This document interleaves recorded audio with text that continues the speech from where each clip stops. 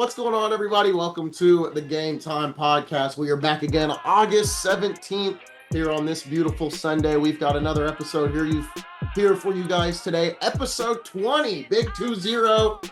The Game Time Podcast has officially been going for about 4 months now. On September 1st, it'll be 5 months of the Game Time Podcast. May have to get a logo made for that since we're coming up on 5 months. That's a big deal. We've got the whole crew here today for episode 20. No big interview. You know, we tried to get an interview for all the big episodes, episode 10, episode 15. No big interview for episode 20, but we do got a lot to talk about today. We've got Coach Ramon in the building. Coach Ramon is here. It's awesome to have Ramon here. He has been busy with his football team, George Washington. They're getting ready for their season to start up. If you want to hear more about the high school football season, go check out our interview with Indy Star reporter Kyle Nedripe. He gave us some good info on 5A and 6A coming into this year. I thought it was a really good interview. Make sure you guys go check that out. Go check out our other NFL content as well. We did record predictions for the Colts. We did record predictions for the Bengals, and we've done record predictions for the Eagles. And by the time you guys see this, we'll have the Broncos record prediction up as well. But fellas, it is time to get into it today. Remember, everyone, if you want to watch the podcast, you can watch it right here on YouTube or on YouTube Music. We're still working out some things with Spotify, but that'll be up and running hopefully here before NFL season gets going. But we've got everyone here today. We've got the whole Game Time crew. We're doing a lot of work behind the scenes to make things better. I went back, actually, guys, and I watched episode 1 with the first Zoom one, not the in-person one that we did. But I went back and watched that, and the difference in quality is definitely very different. So it's crazy how much has changed already in 20 episodes. But we are going to start with NFL. I'm going to go ahead and give you guys the floor about what you guys want to talk about, and then I've got something something interesting to get us talking, because I've been very critical of the NFC, so I've went ahead and made Isaiah's NFC tier list for this season, and I'm excited to get your guys' thoughts on that. But I know Daryl and Ramon, you both had a lot to say about Dillon Gabriel's preseason game and his preseason post-game comments, so I will give you guys the floor. Hey, first of all, you lucky we're on Zoom. This could be a pro wrestling promo right now. It's a good thing they're keeping us out of the same room, because I'm telling you right now, 100%, Dillon Gabriel said that as a slight because of the previous history of his prior head coach and his vitriol towards the great Sanders family. So I don't think it's a huge deal, but I would just like for him to take ownership of what he said. You know, the young man says, hey, I'm going to go out there and ball out. I'm going to play. That's great. But when you're talking to a sideline reporter talking about media members or entertainers, that doesn't sound quite right. It feels as though there's something else to that. So that was my message to Ramon. I think it was either late last night or early this morning, one or the other, or both. So Ramon disagrees with me. He's wrong and I'm right, but I'm going to give him a chance to talk about how he's wrong and try to share his point about why he can make it work somehow as he's wiggling off the hook for his guy, Dillon Gabriel. The Shedeur Sanders fans are starting to sound like Caitlin Clark fans, LeBron James fans, Beyonce fans. I'm getting sick of y'all. All right? I'm going to start calling you the Shedeur Hive. Look, we talking about this dude said a comment about a coach who said a comment 2 years ago during a time where he wasn't even on the team. He wasn't in the state. Then he goes to the team, and the team leaves the conference, so he's never played against the Sanders family under this coach. Come on, man, stop. Hey, stop. He wasn't. No, you spoke. He wasn't in the locker room. He wasn't in the locker room when old boy went off. He was in Oklahoma. So what that got to do with him? Nothing. Zero. The young lady asked him, how do you tune out the noise? The noise are people like you. You're the noise. Mr. Media, you're the noise. She didn't say, how do you tune out the Sanders family? She said, how do you tune out the noise? And the noise is coming from the media, the talking heads on ESPN, who only thing they can talk about is Shedeur Sanders because they need ratings and clips and clicks. Has nothing to do with Shedeur, his teammate. How do you deal with the noise? He said, I deal with the noise in this way. They're entertainment. I'm competition. I compete. I'm a competitor. And that's exactly right. ESPN is not a competitor. ESPN is not the news. ESPN is entertainment sports network. Entertainment. That's what they are. They're entertaining us. All right. They no longer talk about what's right and what's wrong in sports. Well, a couple of them do. My man Swagoo be on point. But it's all entertainment. And so what he said is, I understand that your job is to entertain. My job is to compete. Your job is to entertain. My job is to compete. Then he said this, which y'all keep cutting off. He said, we're just like we're right here having an interview during the game, and I have to learn to adjust to that. That has nothing to do with Shedeur. Zero. He's telling you, I'm a competitor. I'm an introvert, but I got to get used to this. Y'all make a mountain out of a molehill, man. It's crazy. But you know what? We'll probably get more views from this clip because I don't we're going to want argue views. about I want you to say I'm right. I don't care. Yes, you're right. Just like when I tell my girlfriend, you're right, when I know she's wrong. Just like we were talking about before we got on camera. But here's my point to that, right? He spoke about being a competitor, right? And that's what he said. He's out there, he throws an interception. He doesn't compete. He threw that interception and he walked off the sideline. He didn't compete. Hold on. Okay, because I got a rebuttal. He says he's a competitor. He didn't compete. I'm disappointed because I know you're not going to catch the safety who picked you off. I get that. Give it the old McTry-hard effort. He threw that interception, tucked his head, and went straight to the sideline. If he were the number one player picked in the draft and he was all set and he was the distinguished starter, okay, fine. But he's not. He's fighting for his job. And at that play, he didn't fight.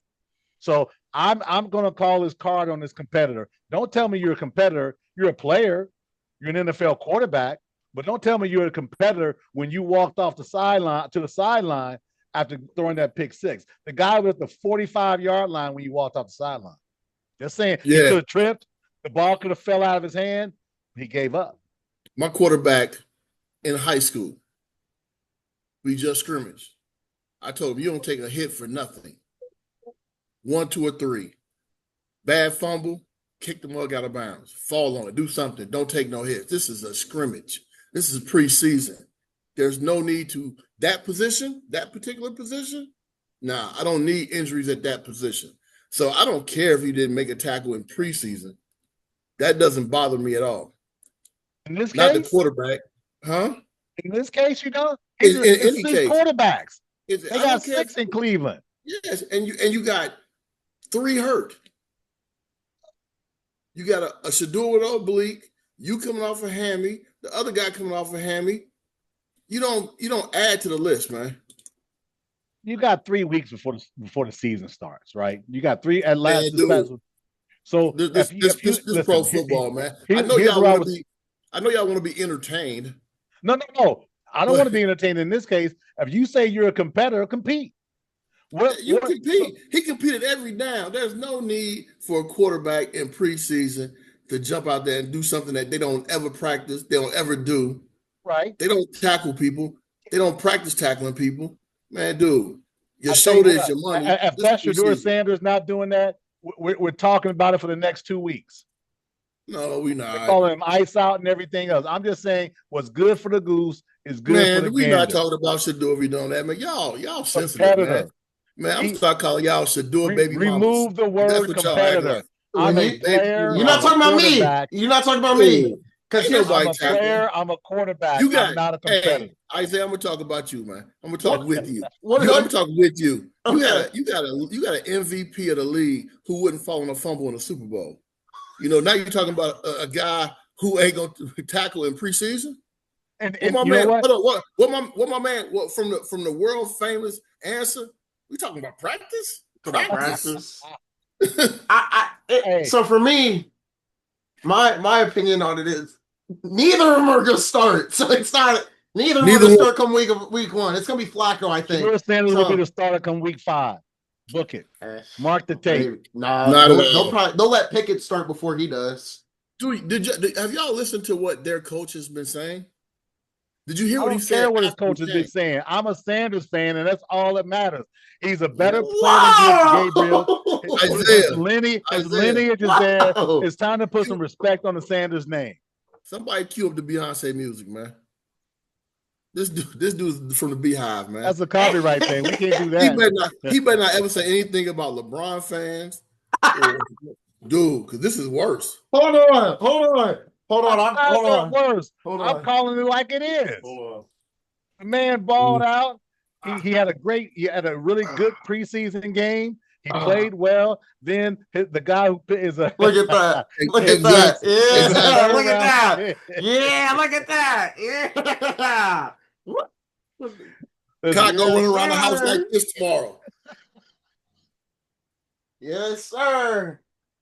We're gonna agree to disagree on that. Sanders, I am the Sanders 2025 all day, twice on Sunday. Look, I'm not a Sanders hater, but we did talk about it last week, right? I mean, it's preseason, and I kind of agree with Ramon. Like, I get it's preseason, but yeah, I would say I would be the same way with my quarterback. You know, slide, don't take hits, don't do this. He hasn't made the team yet. Dillon Gabriel's going to make the team. He gonna make the team. Y'all need to stop with that. If they drafted Dillon Gabriel above Shedeur, if anything, they'll cut Shedeur before they cut Gabriel. There's a lot of third-round picks that are going to get cut. The Browns aren't going to be one of those teams that are going to cut the quarterbacks they just drafted. I don't think they cut either of them. They're not going to cut the third. Well, they definitely can't cut Shedeur because he's a head above Gabriel. I do think Shedeur's better than Dillon. I just think they're both in the same boat right now. I mean, I don't think either of them. When I looked at that game, just from a pure football standpoint, if I'm a coach, I'm probably going to lean toward Gabriel. And listen what I'm saying. His ceiling seems to be a lot higher than Shedeur's. Now, Shedeur's floor is more stable. So Shedeur is a very efficient ball player, efficient out of this world. Did you guys watch that game? I only watched the 2 highlights where Gabriel gave up on a play, and also the other pick that he threw. You gotta watch the game. You know, watch all. Man, the ball jumps out of his hand. It is crazy. It jumps out of his hand. His progression through stuff is extremely, extremely fast. That first series when he went 4 for 4, it looked like a pro. Check downs. It wasn't check downs, man. Stop that. Okay, it was check downs, right? Since you said check downs because you're a smarty, his average was 7.9 and Shedeur's was 5 or barely 6. So who run after the catch? Okay, so now Shedeur receivers don't work for him, but they work for dude. Yeah, because we know Cleveland is setting Shedeur up to fail. We know that. We've seen it enough. Mama. Here we go, baby mama. I've never heard Daryl. This is crazy. Crazy. It's the real piece coming out now. I'm just tired of it. Crazy. So, and when you look at that, this is the comment that, and I'm talking to you, Isaiah, because that other character, he don't. This is the comment that their coach made. Obviously about the interception. He said obviously that can never happen on that play, but not all interceptions are created equal. But we can't do that as a football team. What he just said in football talk, coaches talk, is I don't blame the quarterback, but I'm not going to throw my receivers under the bus. He said all interceptions are not created equal. He's letting you know that wasn't his fault. If that tight end doesn't pull his hands back, that's a first down. Yeah. He shouldn't have pulled his hands back. Let's be real. All right. It just seems as though they're leaning towards Gabriel because they don't like the Sanders family. That's not that. It got nothing to do with what they like. And then number 2, Number two is, now this part I do blame Gabriel. He shouldn't have threw the ball because one of the receivers ran the wrong route. Because there is no route in an out concept where you 2 yards apart and two receivers. I have no dog in this fight, so Daryl, I'm going to ask you, Daryl, what makes you think that they have an issue with Shedeur? I mean, if anything, I don't know. It just feels good to say it, right? Because you're making a point. I just think are you trying to make a point? No, I just think that if the roles were reversed, Sanders would be eviscerated by not running out of play and going after the interceptor. That's all I'm saying. I could be wrong. Could I be wrong? I could be wrong. But if we want to talk about the real thing about it, the Sanders family has built a platform and a place and a space where their talent is always in a controversial environment because of what they did, not for what everybody else, what they did. Built these imaginary haters. Now they do have some haters, but a lot are imaginary. They got a lot of haters.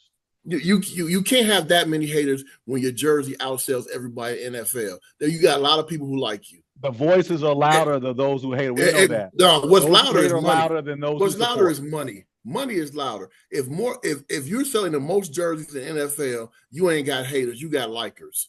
Forget what you're talking about. They're not liking him because of his confidence and how he carries himself.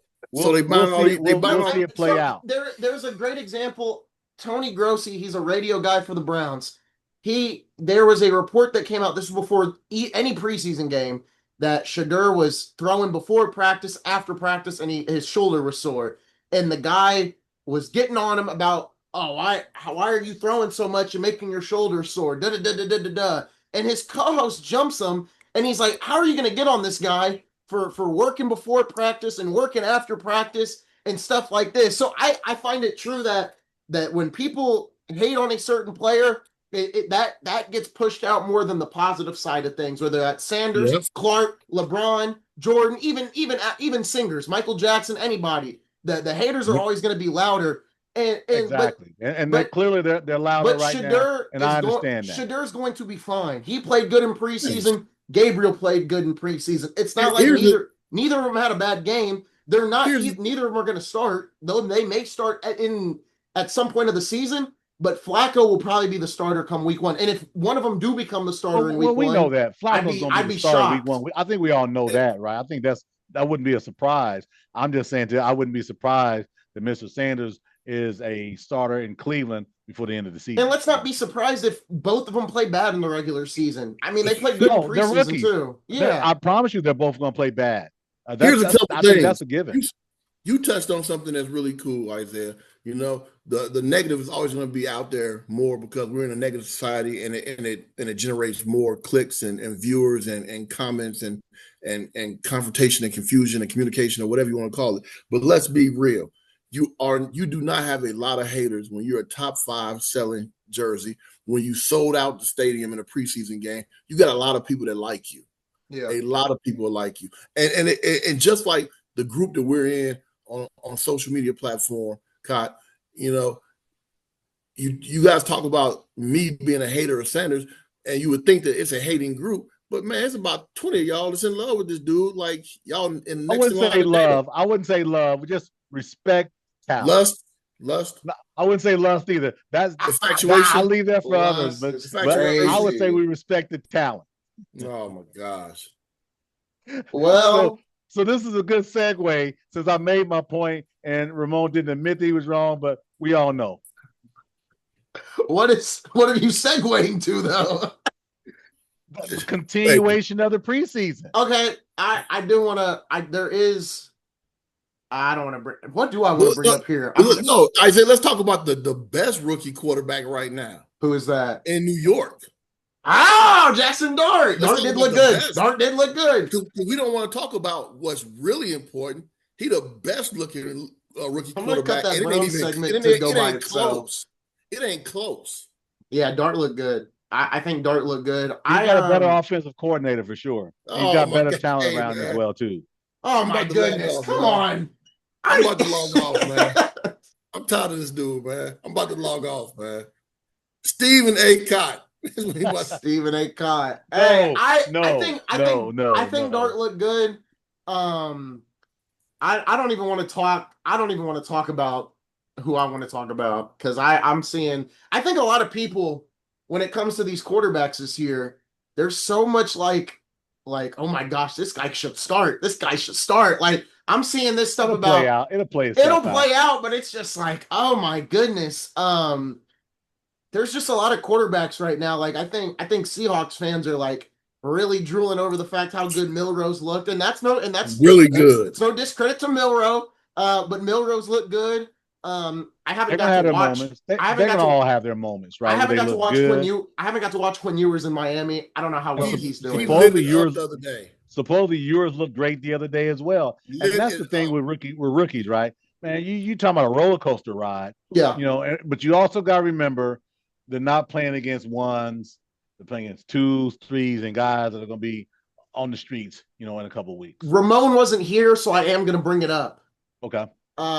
Joe Milton looks horrible, and we have to. I brought it up to you, and we had a discourse about it. Joe Milton looks absolutely terrible. And Ramon, I don't know if you're watching these games, but I have watched both preseason games, and they have let Milton play the whole time. He only watches the route that's like the main route. He doesn't do his progressions. He doesn't.